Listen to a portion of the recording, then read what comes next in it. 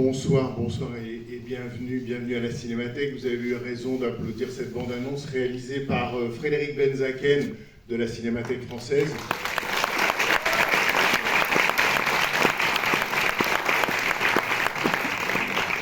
Je peux vous assurer qu'avec Thelma Schoonmaker au premier rang, il est dans ses petits souliers. Voilà. Bon, bienvenue en tout cas à la Cinémathèque française. Donc oui, tout Michael Powell à la Cinémathèque française du 23 octobre au 24 novembre, donc un mois et un jour pour tout voir, tout redécouvrir. Et une rétrospective aussi intégrale de cette ampleur, ça nécessite évidemment ô combien quelques remerciements d'abord nécessaires. Remerciements à notre tutelle, ministère de la Culture, le CNC.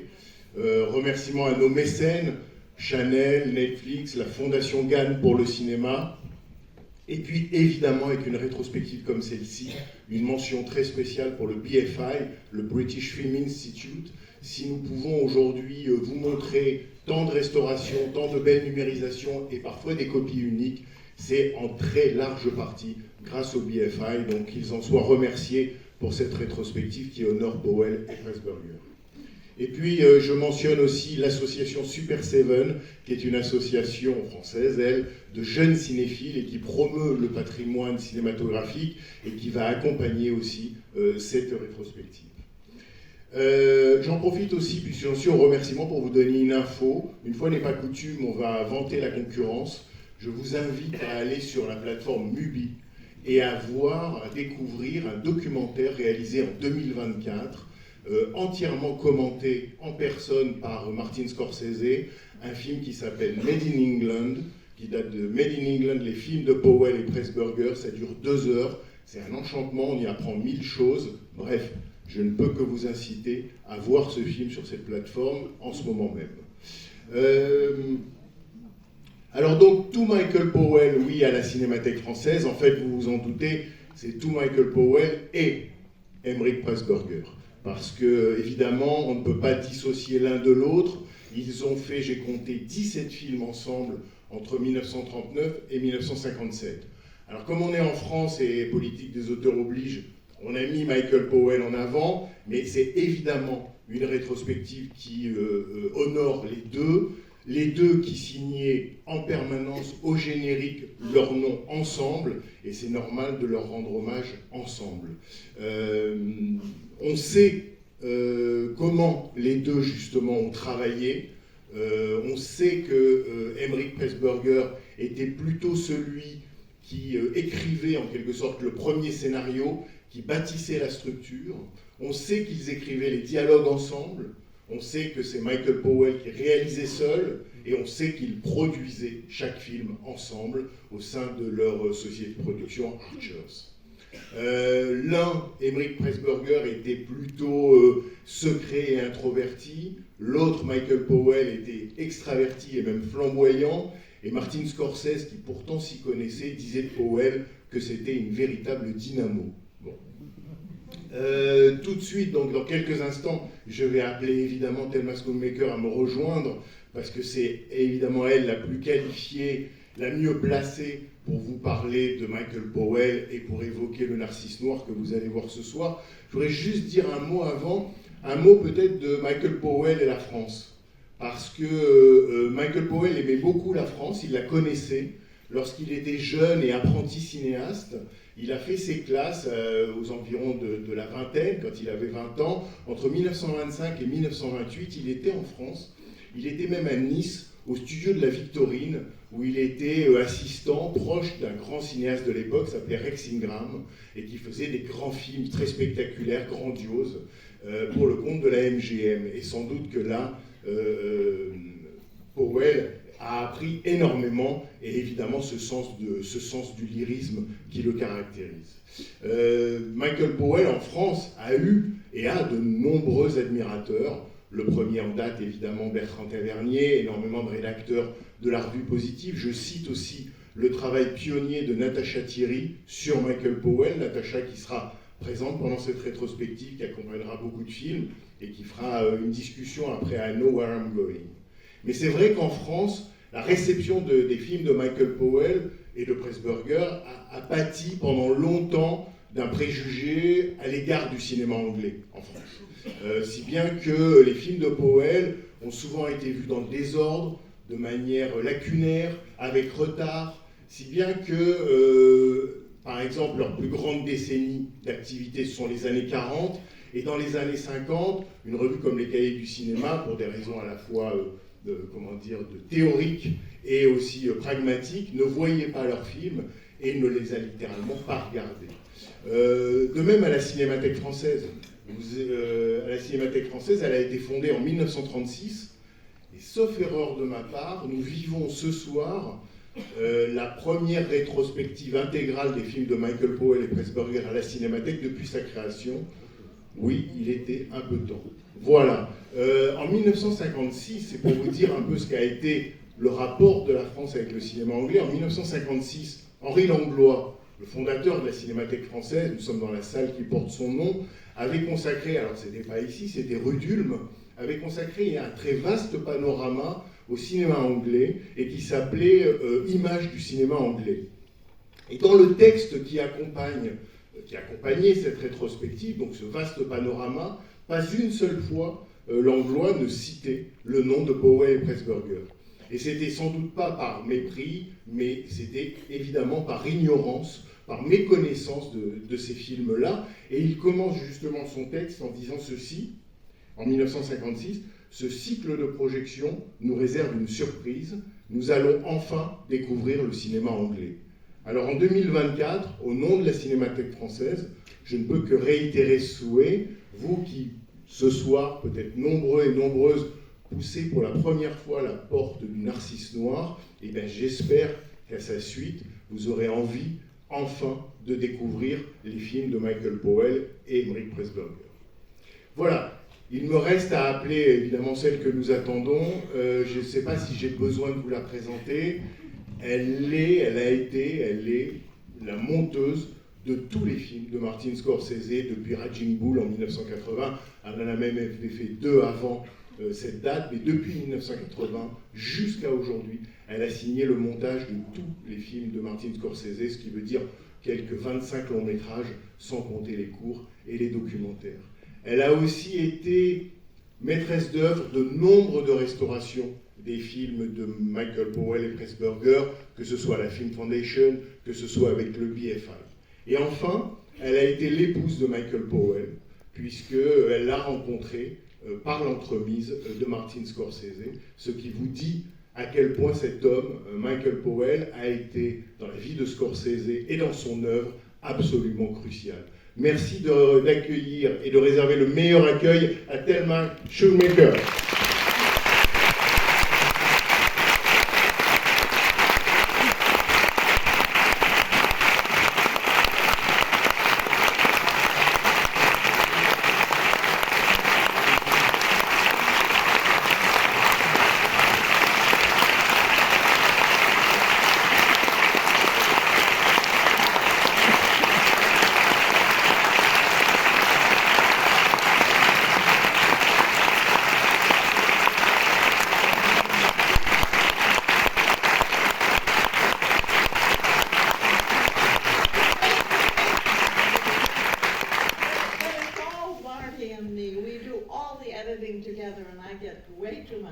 Je ne suis pas tout seul à monter les films. Marty est avec moi, donc, et c'est moi qui récupère tous les lauriers.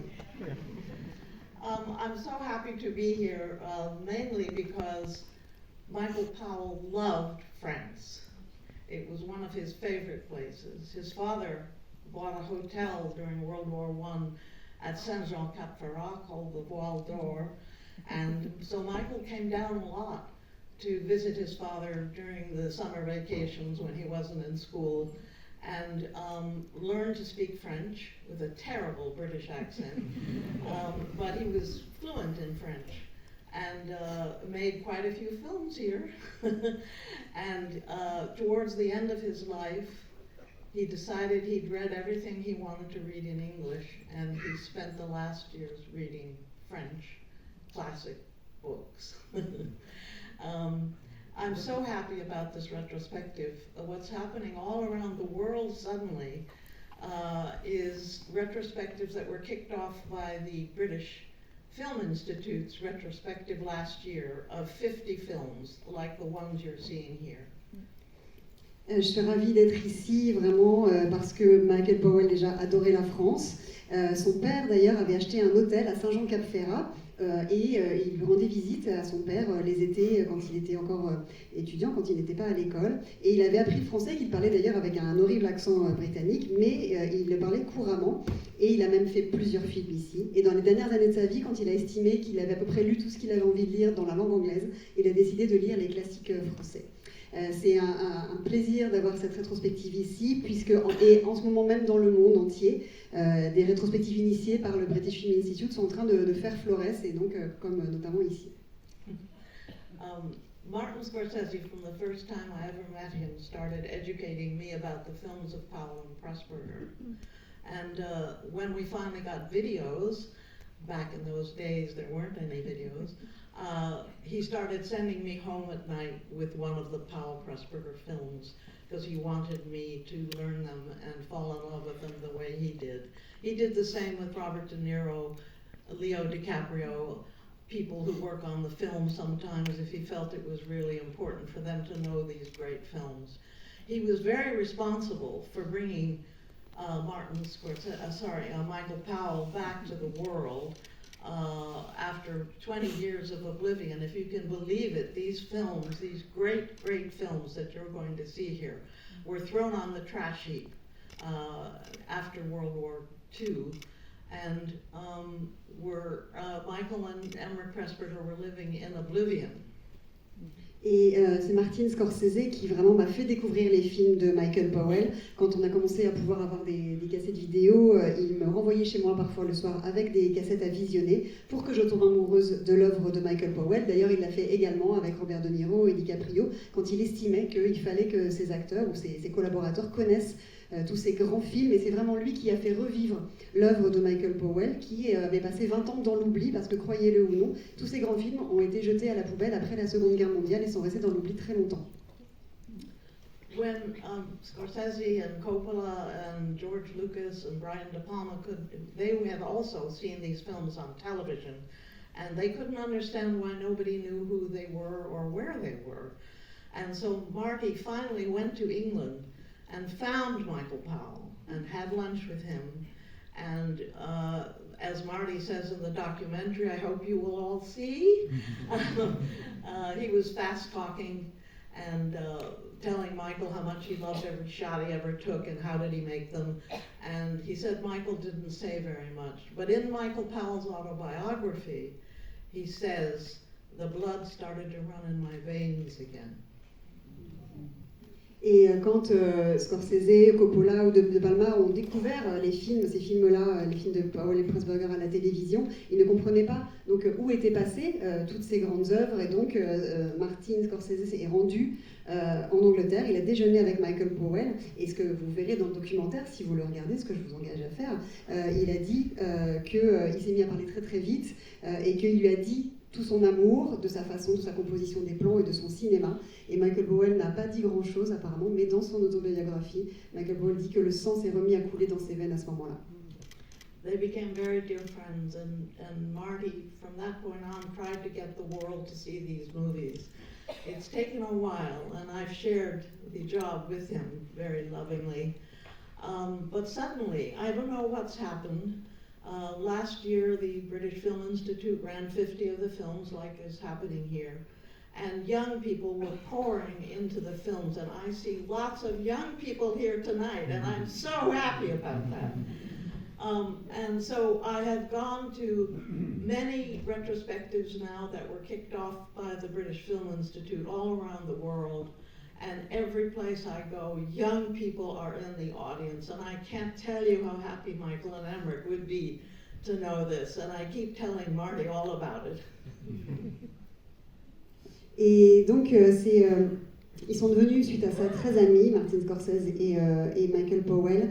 Et Martin Scorsese s'est mis à avoir vraiment très à cœur de montrer les films de Powell et Pressburger. Et moi, je me suis aussi embarquée dans cette aventure avec tout mon cœur. Et quand le British Film Institute a commencé à initier donc, toutes ces rétrospectives, on a commencé à voir dans les salles des jeunes venir assister aux projections en masse, ce qui me rend extrêmement heureuse.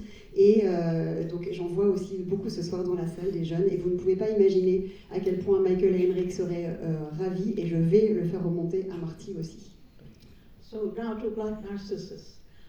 This movie won 2 Oscars for Jack Cardiff, the brilliant cameraman, and for the wonderful set designs by Alfred Yuna, which are amazing. Because this film was not made in India, it was made in England. Michael Powell, when he first decided to make the movie, said that to his crew, I'm going to make this movie in England. And the reason that it works so beautifully are the amazing visual effects. For example, here, if this is still up, yes, the large piece of concrete there, that is a set. What's below, which makes you believe that you're way up on a mountain, is actually a visual effect created by map paintings on glass. Now, the visual effects in the Powell Pressburger movies are so amazing that George Lucas actually hired some of the people who worked for Michael and had them work on Star Wars, which is amazing. But the most amazing thing is that the man who invented visual effects, Méliès, your wonderful, wonderful director in France, is the person who trained the man who did the visual effects for Michael Powell, named Papa Day. And Papa Day would do anything Michael asked him to do. And then George Lucas took over from there, which is, isn't that wonderful, the connection between George Méliès and Lucas? It's amazing. So I want you to look for a couple of things. Jack Cardiff was one of the greatest cameramen who ever lived. And he had been trained in the Technicolor laboratories. The reason you're seeing such beautiful color in this film is because it's Technicolor, a wonderful process which we no longer have, unfortunately. But when Jack was doing tests, he decided that the white robes of the nuns was wrong and that it should be a little more beige. Sorry, I've given you too much. C'est un film maintenant pour parler du Narcisse Noir. C'est un film qui a reçu 2 Oscars, un pour Jack Cardiff pour l'image et aussi pour les décors, parce que contrairement à ce qu'on pourrait imaginer, le film n'a pas été tourné en Inde mais en Angleterre. Quand Michael Powell a annoncé à ses équipes qu'il allait tourner ce film en Angleterre, ça a évidemment étonné tout le monde, mais ça fonctionne très bien grâce aux effets visuels qui sont vraiment formidables. Ici, donc, ce qu'on voit, c'est cette fausse montagne en béton, et en dessous, ce qu'on voit, c'est un montage, et on voit en fait c'est de la peinture mate sur verre. Et George Lucas, en voyant ça, a d'ailleurs, suite à ça, engagé certains des techniciens qui avaient travaillé sur ce film-là pour Star Wars.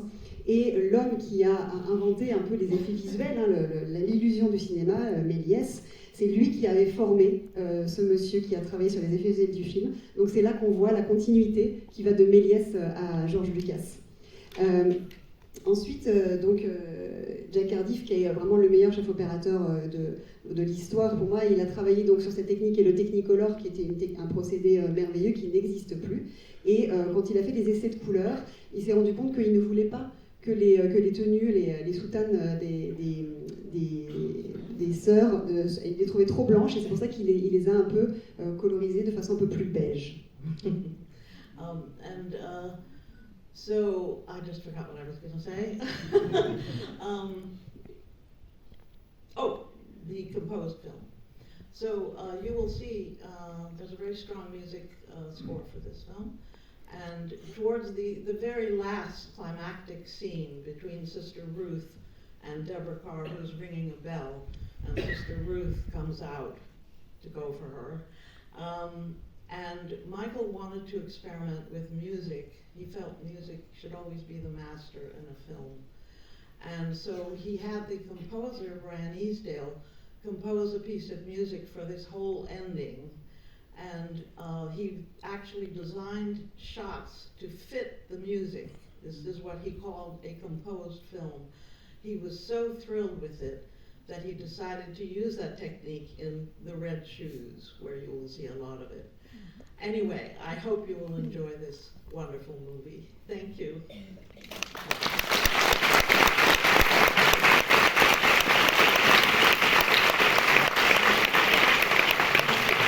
Et pour parler de la musique originale donc, du film, particulièrement dans la dernière scène du film, vous verrez entre Sir Ruth et le personnage de Deborah Kerr, il y a Michael Powell en fait voulait expérimenter avec la musique et il pensait que dans les films la musique était une pièce maîtresse. Il avait voulu que les plans collent, ce sont les plans qui se sont ajustés, qui se sont mis sur la musique qui avait été composée, c'est ce qu'il appelait un film composé. Et après il a réutilisé cette technique aussi dans Les Chaussons Rouges que vous verrez sans doute dans les prochains jours. I'll just finish with one thing. Scorsese was so amazed by this sequence that he decided to try it himself in Goodfellas, and where you see Robert De Niro killing all of the people who participated with him in the crime. Scorsese used Layla, the beautiful piece, Eric Clapton and Eric and the Dominoes, and he designed shots to fit each part of that music.